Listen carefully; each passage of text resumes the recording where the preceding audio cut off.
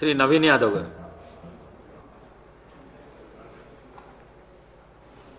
Speaker గారికి, deputy speaker గారికి, గౌరవ ముఖ్యమంత్రి గారికి, మంత్రులకు, గౌరవ మంత్రులకు, సభ్యులకు, అధికారులందరూ కూడా నమస్కారం.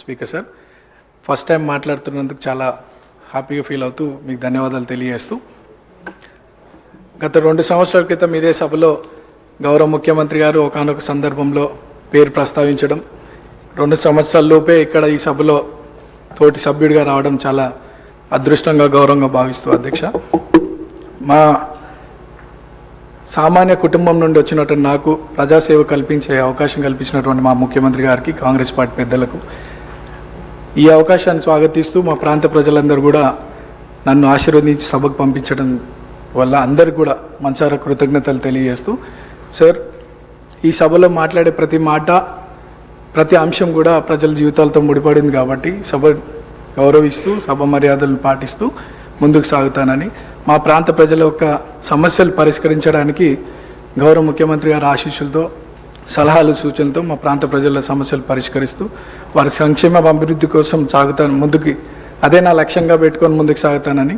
అట్లానే మా ప్రాంతంలో కృష్ణానగర్ అనే ఒక ఏరియా ఉంది సార్, దాదాపు 30-40 సంవత్సరాల నుండి అక్కడ వర్షాకాలంలో చాలా వర్షం వల్ల చాలా ఇబ్బందులకు గురవుతున్నారు ప్రజలు.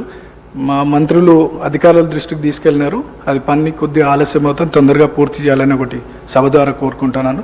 అట్లానే హై టెన్షన్ లైన్స్ మా ప్రాంతంలో ఉండడం వల్ల 10ల సంఖ్యలో ప్రజలు చనిపోయినటువంటి విషయం పూర్వంలో, అది కూడా అధికారుల దృష్టికి తీసుకెళ్ళినారు.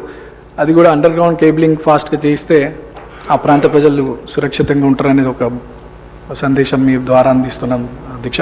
అండ్ చాలామంది పిల్లలు కూడా అక్కడ చదువుకొని 10th తర్వాత ఫైనాన్షియల్ ప్రాబ్లం వల్ల చదువుకోలేని పరిస్థితి. సో అక్కడ ఒక ఇంటర్మీడియట్ అండ్ డిగ్రీ కాలేజ్ కూడా వస్తే బాగుంటుందని ఒక అభిప్రాయం తెలియజేస్తూ నాకు ఈ అవకాశం ఇచ్చినటువంటి మీకు థ్యాంక్స్. మినిస్టర్ సభ్యులు చెప్పిన